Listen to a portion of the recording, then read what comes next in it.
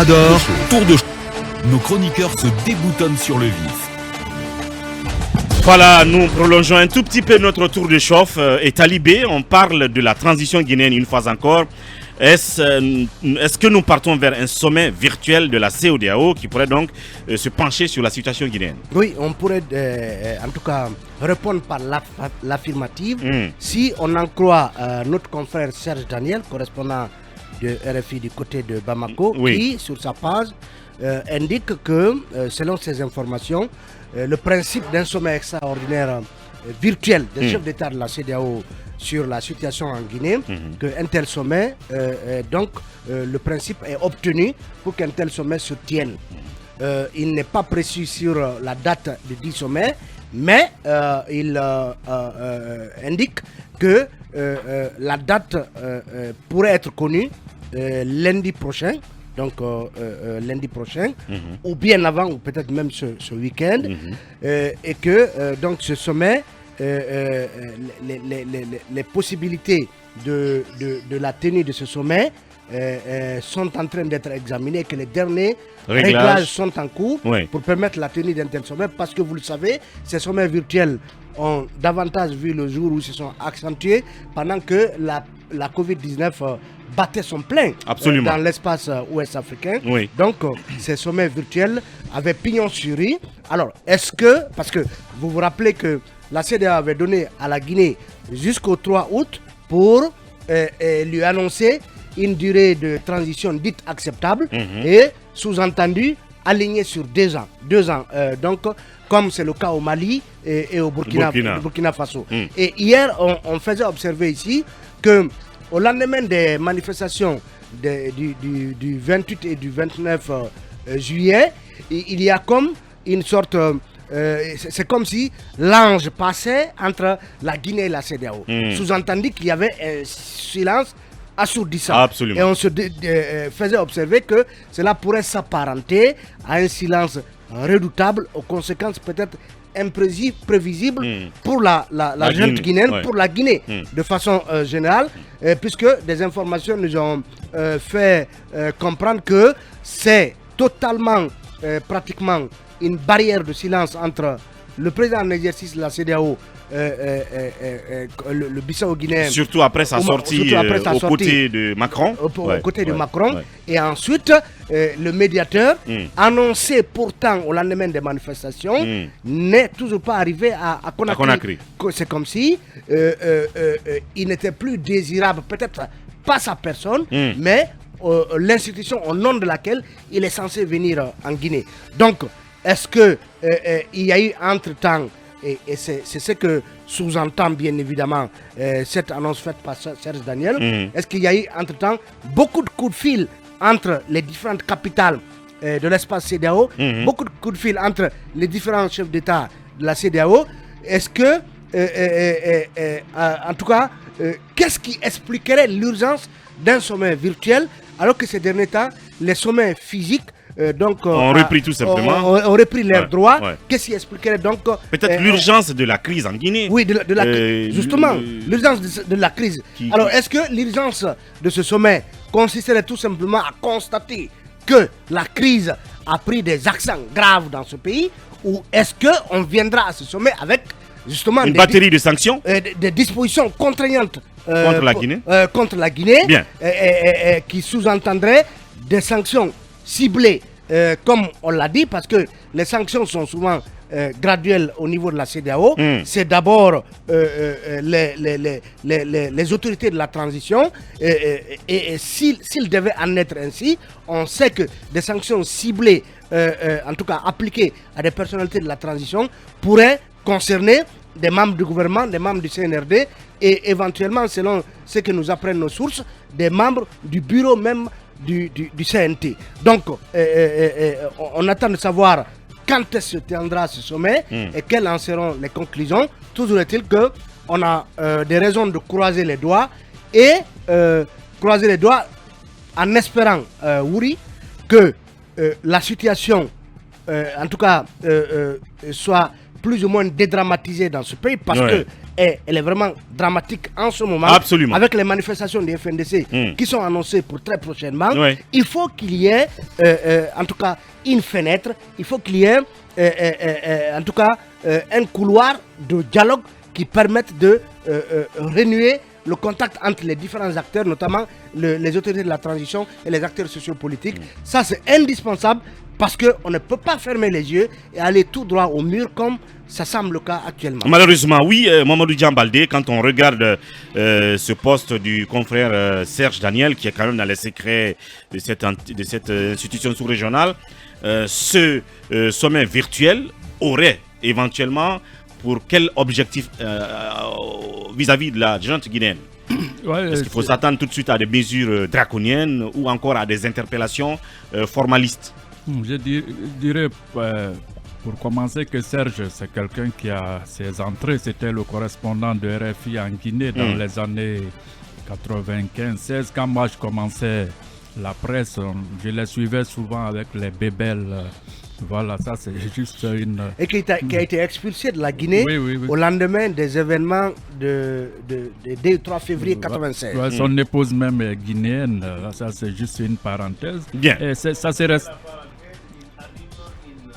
Bulletin d'intelligence, donc un bulletin de renseignement. Bien. Voilà, donc c'est pas exclu que le chef d'État prépare ce sommet parce que ça urge là, le cas de la Guinée, comme Talibé a eu à le dire, c'est un peu dramatique. Il y a de l'électricité dans l'air. Maintenant, ce sommet, est-ce que il va donner lieu à des sanctions contre ceux qui tiennent les manettes en Guinée? Je crois que ça ne sera pas, comment dirais-je, la bonne formule, parce que là, ça ne pourrait que raviver les tensions et pousser la junte à se refermer sur elle-même comme une huître.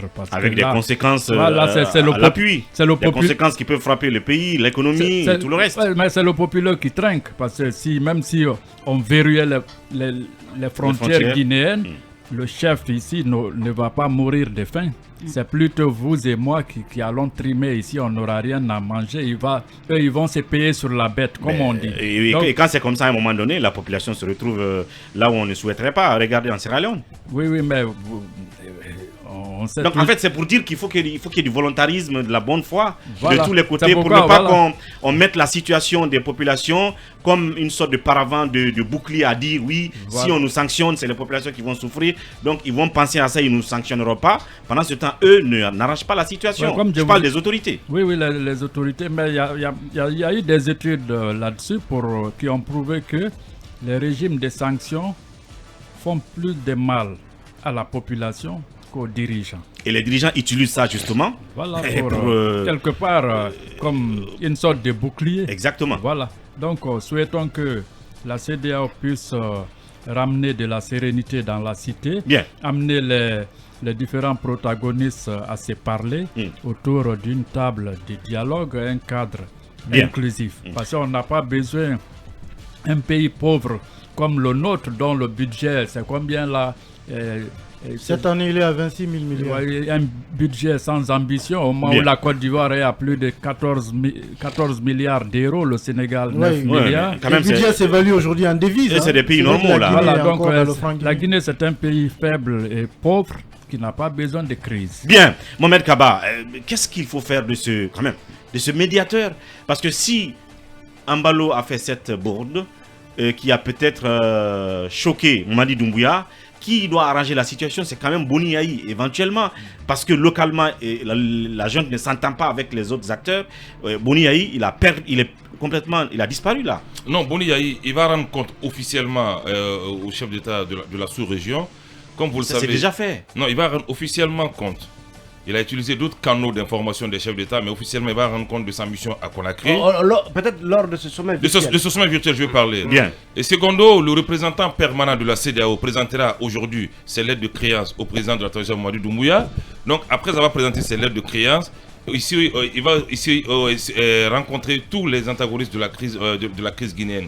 Il sera aussi question, m'apprend-on, des garanties qu'on pourrait donner au président Cellou Dalein Diallo et Sidya Touré pour leur retour en République de Guinée. Bien. Et c'est la question aussi de parler de la durée de la transition aujourd'hui. Mais il y a une question qui taraude mon esprit. Lorsqu'on parle de durée, pourquoi on ne se focalise pas aujourd'hui sur le contenu de cette transition? C'est bien de proposer 2 ans, 3 ans, 1 an, mais le contenu de ces 24 mois. Est-ce qu'en 24 mois, le contenu qui a été proposé peut être exécuté? Est-ce en 36 mois? Je crois que la Guinée aujourd'hui... À toutes ces interrogations, il faut un cadre qui intègre, qui implique tout le monde pour qu'ensemble on trouve une réponse avec des différents schémas. Par exemple, les acteurs politiques, la société civile, le CNRD, qui se retrouvent dans un cadre où chacun affiche son tableau de dire oui c'est possible ou non c'est pas possible avec des arguments. Malheureusement, les autorités ne mettent pas ce cadre en place, Mohamed Kaba. Croyez-moi, on ne peut que s'interroger. Non, ce cadre sera mis en place dès après ce sommet virtuel, croyez-moi. Les lignes vont bouger, m'apprend-on de sources. Le prix Nelson Mandela m'apprend-on de sources diplomatiques. Les lignes vont bouger. D'ailleurs, les lignes bougent. Mais si on dit Modrucus que notre interlocuteur c'est le président de la transition, ça pose problème.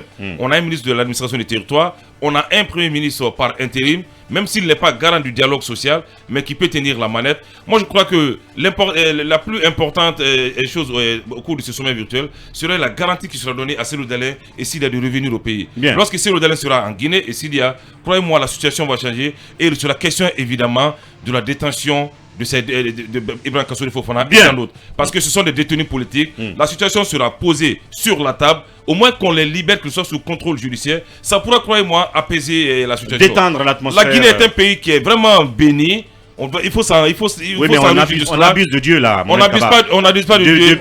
Depuis la nuit des temps, on est béni. Oui, Dieu avec tout le monde. À un moment donné, toi-même tu l'as dit, Dieu est fâché contre la Guinée. Oui, Dieu est fâché contre la Guinée, mais Dieu est toujours avec la Guinée. Parce qu'on a évité souvent des scénarios. Si c'est dans d'autres pays, ça laisse éclater. Bien, alors oui, Akouba, là-dessus, ce sommet virtuel, si on peut faire de la perspective, à quoi on peut s'attendre? On peut s'attendre quand même à un minimum de sanctions contre la Guinée. Un minimum de sanctions.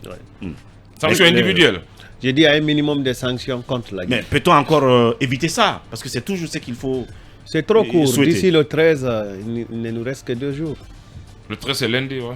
Il ne nous reste que 2 jours, je crois. Bien. Oui. Donc tu es sceptique. On a préparé tous les ingrédients pour que la Guinée soit sur le banc des accusés. Oui, l'arrestation, le refus de dialoguer, premièrement. La nomination d'un Premier ministre par intérim, donc le départ incompris du Premier ministre titulaire et le silence assourdissant qui tourne autour de ce départ du Premier ministre titulaire. L'interdiction des manifestations, la répression sanglante, donc la tuerie de 5 Guinéens. Et puis l'arrestation des acteurs de la société civile et l'arrestation massive des présumés manifestants, dont des enfants. Tout ceci représente, au-delà du toy-boy qu'il y a entre Ambalo et Conakry, tout ceci représente des ingrédients qui préparent l'esprit des décideurs sous-régionaux à mettre la Guinée sur le banc des accusés. Et je pense que cette fois-ci, même la France ne pourrait pas mettre son veto. Bien, oui, Yaraï là-dessus. Je rejoins un peu Akumba. Je pense que la Guinée pourrait risquer gros à l'issue de ce sommet virtuel qui se dessine. Je pense à moins que les choses ne s'arrangent miraculeusement d'ici là. Je ne vois rien qui puisse me faire croire que les choses pourraient s'arranger d'ici là. Parce que vous voyez que le schéma n'a pas changé, l'allure de la junte au pouvoir n'a pas changé, elle reste catégorique par rapport à tout ce qu'il est en train de faire. On voit que la junte est en train d'élaborer son calendrier et de faire ce qu'elle veut.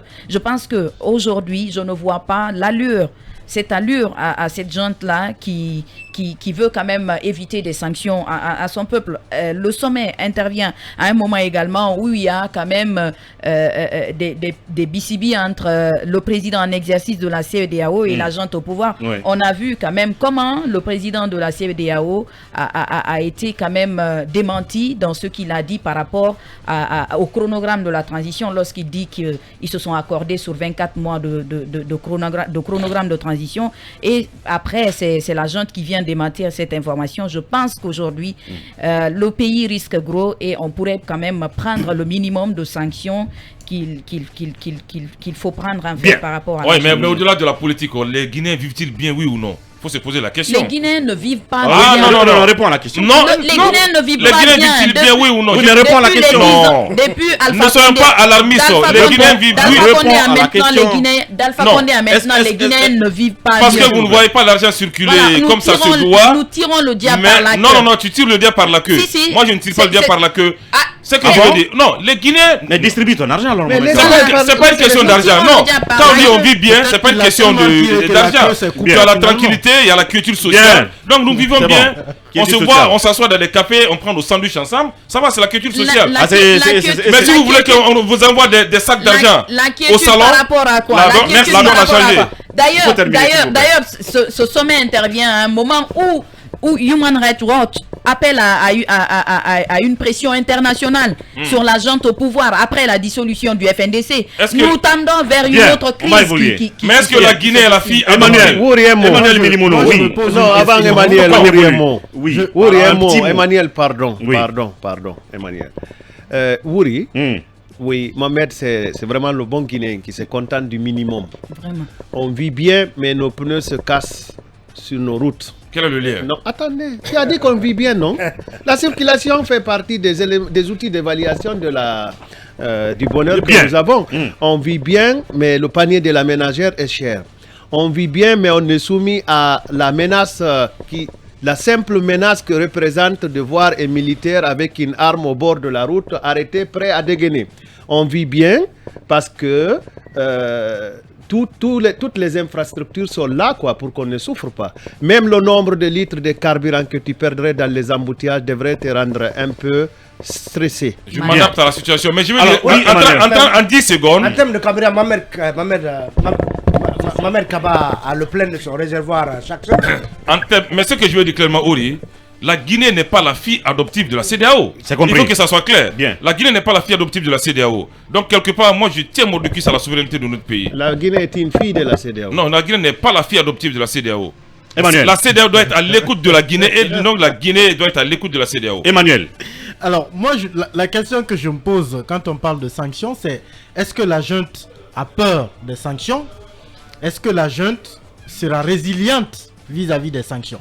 Parce que depuis que le CNRD est quand même au pouvoir, ce n'est que la CEDEAO, les médias, les acteurs politiques qui parlent de sanctions. La junte n'a jamais prononcé le mot sanction. Donc, est-ce qu'elle s'en inquiète d'ailleurs? Et la dernière fois, je me suis posé la question de savoir ici, est-ce que finalement, il n'y a pas dans ce monde un seul acteur qui peut faire plier la junte guinéenne? Et s'il n'y en avait pas, je me suis dit ce jour que j'avais peur, pour eux en tout cas, l'avenir de cette transition. Parce que aussi tranquille soit-elle, aussi audacieuse soit-elle, il faut qu'il y ait quelque part quelqu'un qui puisse, à un moment donné, dire à la junte d'arrêter quand il faut arrêter. Pour l'instant, il n'y en a pas. Il n'y en a pas, et cette réunion de la CEDEAO qu'on annonce, de mon point de vue, elle n'aura pas de valeur ajoutée supérieure à ce qu'on a déjà connu. Il y a eu des moments où on a tous dit ici qu'on n'échappera pas aux sanctions. On a connu des moments où le Premier ministre a pris des engagements. On peut souhaiter des sanctions pour le pays. On ne souhaite pas. Ah non. Attention. Ça soit même pas dans le langage. Ça ne doit pas exister dans le langage. Est-ce que tu as entendu quelqu'un... Mais attendez. Je n'ai jamais Est-ce que tu as entendu quelqu'un souhaiter cela? Je veux qu'on laisse les mots sanctions. Mais pourtant, quand tu vas à la mosquée tous les vendredis, on te dit de faire ci, de ne pas faire ça, pour ne pas aller en enfer. Pourtant, c'est pas parce qu'on souhaite l'enfer pour toi. Voilà, je ne suis pas en train de souhaiter des sanctions à la Guinée. Mais ce que je veux dire, c'est que même si ce n'est pas par le régime des sanctions, il faut qu'il y ait au moins quelqu'un qui puisse à un moment donné, sur des questions bien précises, dire à la junte d'arrêter et qu'elle puisse arrêter. C'est ce quelqu'un qui allait à la mort? Non, attention. Ah mais voilà. Posez-vous les bonnes questions. Posez-vous les bonnes questions. Je ne veux pas entrer dans ces détails-là. Moi je préfère. Bien, oui. Attends, s'il vous plaît. On va laisser Emmanuel terminer. On ne va pas entrer dans ces détails-là. Ce que moi je suis en train de dire, c'est que ce sommet virtuel qui est annoncé, de mon point de vue, n'apportera rien de plus par rapport à ce qu'on a déjà connu de tous les sommets que la CEDEAO a tenus sur la situation guinéenne. Et de mon point de vue, même si la CEDEAO venait à décréter, à prendre des sanctions, je ne suis pas convaincu que la junte ne soit pas préparée à être résiliente. Bien. À mon avis, elle est préparée elle s'y attend. Et d'ailleurs, je crois que toutes les conditions ont été réunies justement pour qu'on y aille. Sinon, rien n'a été fait pour qu'on évite un clash avec la CEDEAO. La CEDEAO a offert toutes les opportunités à la Guinée, toutes les occasions de pouvoir apaiser les choses et de pouvoir harmoniser ses rapports avec les différents acteurs. Elle n'a pas saisi la moindre des opportunités. Au contraire, tout a été mis en place pour que la CEDEAO puisse de plus en plus se gonfler vis-à-vis de la junte guinéenne. C'est un mauvais procès. L'autre point. Pour terminer. Non, il fait un mauvais procès à la junte. L'autre point sur lequel je vais terminer, c'est que si on dit par exemple que la CEDEAO va demander à la junte, par exemple, d'accorder des garanties au retour de Cellou Dalein ou de Sidi Touré en Guinée pour amorcer le dialogue, je me dis dans ce cas, ce dialogue n'aura jamais lieu. Je le veux de tous mes voeux, mais je suis convaincu qu'il n'aura jamais lieu. Là-dessus. Je suis sceptique parce que je ne vois pas, par exemple, la junte demander à la CRIEF d'arrêter ses poursuites contre, par exemple, Cellou Dalein Diallo, parce que si elle le fait, on peut faire un moratoire, oui. Si elle le fait pour Cellou Dalein Diallo, non, Mohamed Kaba, si elle le fait pour Cellou Dalein Diallo, elle doit le faire pour Kassori Fofana. Bien sûr. Elle doit le faire pour Ibrahima Kourouma, pour Souleymane Traoré, pour toutes les personnes. Parce que la CREF est un problème aujourd'hui. La CREF est un problème aujourd'hui. Non, non, attendez. Il faut faire un moratoire. S'il vous plaît, on va s'écouter. Oui, on va s'écouter. Je vois mal. Il le faut. Emmanuel. Je vois mal. Emmanuel, peut-être tout ce que ces messieurs demandent, c'est une garantie. Le retour. Mais c'est pas la garantie. Non, je veux dire, c'est une garantie d'une justice. Oui, d'une procédure transparente, pas forcément qu'on ne leur demande pas des comptes. Mais la question est que aujourd'hui, quel type de garantie vous pouvez donner à Cellou Dalein Diallo pour lui dire que dans le dossier Air Guinée tout va bien se passer?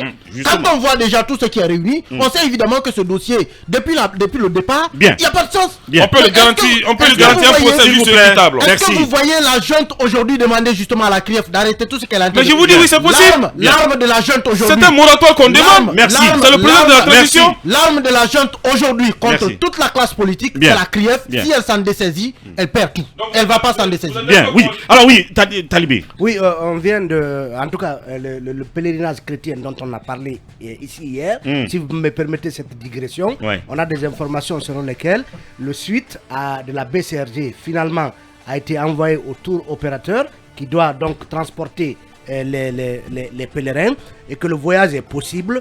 Nous écrit notre source, nous avons fait une demande de rallonge car nous n'avons reçu que 56% des 2 milliards 500 millions. Bon, c'est déjà quelque chose. Encore merci. Ça veut dire que les lignes sont en train de bouger depuis qu'on en a parlé hier. Bien. Puisqu'on estimait que nos compatriotes chrétiens ne devaient pas être traités comme c'était le cas jusqu'à hier. Et donc, on espère voir donc ces pèlerins guinéens, les 100 pèlerins guinéens, pouvoir rejoindre Israël et Rome. Puisque vous parlez de la Banque centrale, elle vient déposer un acte hautement grave pour les intérêts de la Guinée. Cette banque centrale vient d'écrire à l'association des professionnels des banques de la Guinée pour lui transmettre une décision de non-lieu contre Ibrahima Taher, patron de Tafagui, et Ali Sadi, patron de la Sonite Pêche. Et certainement, ça veut dire que la Banque centrale demande, malgré les décisions américaines, que les banques guinéennes libèrent les comptes de ce dernier.